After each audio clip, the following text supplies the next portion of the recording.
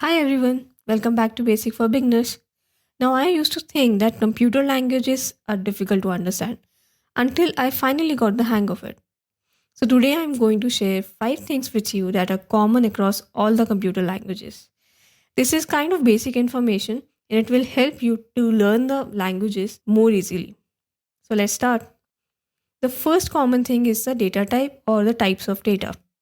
You see, computer languages are pretty much similar to the human languages.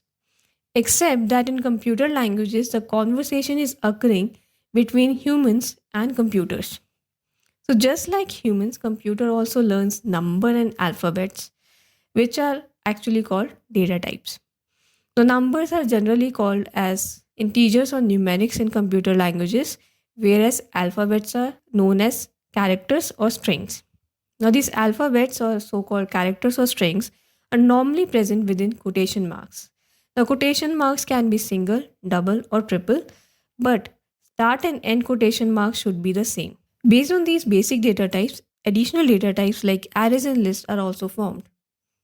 The second common thing is functions. Now, a function describes a job that you want the computer to perform on the data. Since typing is a tiring process, computer languages just shorten the whole statement. So they will just mention the function and within parentheses they will mention the data on which the function has to be performed. Like print within parentheses yes. It means print yes on the screen. Now, instead of saying calculate the sum of 4 and 5, just write sum within parentheses 4, comma 5. That's how easy functions are. Third common thing is variable. Now suppose you have a list of numbers or a whole paragraph to work on.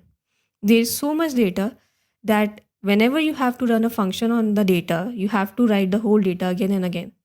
So to avoid this, computer languages provide variable where we can store the data. Consider variable like a box which has the data, and anytime you want the data, you just call the name of the box. You can name the box anything you want. That means anytime you want to perform a function on the data or refer the data, then you can just type the name of the box, aka the variable, and computer will automatically take the data from there. The fourth common thing is operators, mathematical comparison and boolean operators. The mathematical operators we all know about. As for comparison operators, they are used for comparing two things like less than, greater than. Here, just notice one thing, that instead of equal to sign to compare two things are equal or not, we are using double equal to sign. This is to distinguish it with a single equal to sign which is used for other purposes in the computer languages. So always when you are using equal to sign for comparison, use double equal to sign. Now next one is Boolean operators. The Boolean operators are and, or, and not. Now and or basically join two statements. In case of and, answer is true only if both the statements are true, whereas in case of or, answer is false only if both the statements are false. Not operator gives the opposite result. That means if the statement is true, it will give it false, and if the statement is false, then it will answer as true. These true and false are also called Boolean data type. The fifth common thing is flow control statements. Every language has three flow control statements: if else, while, and for. So these statements basically control the way the computer script is executed. For example, I have a recipe for cooking. Briefly, I will cut the vegetables, heat the oil in a pan, transfer the vegetables into the pan, and heat them until they are cooked, and finally, I will serve them. Now, I can create an example computer script out of this. First, I will create a variable named vegetables, and I will store onion, tomatoes, and potatoes, a list of them in this variable. Then I will write cut within parenthesis vegetable variable for the first step of recipe. Next, I will write heat within parenthesis oil, pan, and 5 ml. In brief, pan and 5 ml are additional description of the function that is to be done on the data.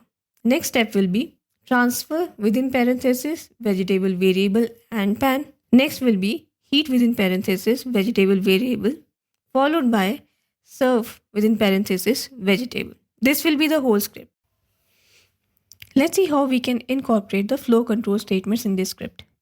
I can say heat the oil command should repeat for 3 times so that oil is properly heated.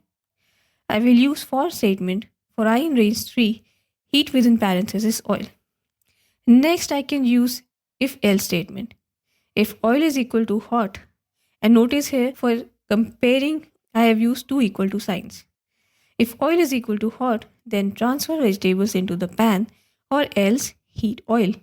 It mentions a condition that only if oil is hot, then vegetables will be transferred to the pan. Lastly, to heat the vegetables until they are cooked, I will use a while statement. It is also called while loop because until the condition stops getting fulfilled, the function will keep running. I can write while vegetable not equal to cook, heat within parenthesis vegetable. It means until the vegetable is not cooked, keep heating. Obviously, this is a very loose explanation for these statements, but you can get the gist of it, right? That's it for today. Thanks for watching. If you learned something from the video, please like, share, and subscribe the channel for more content.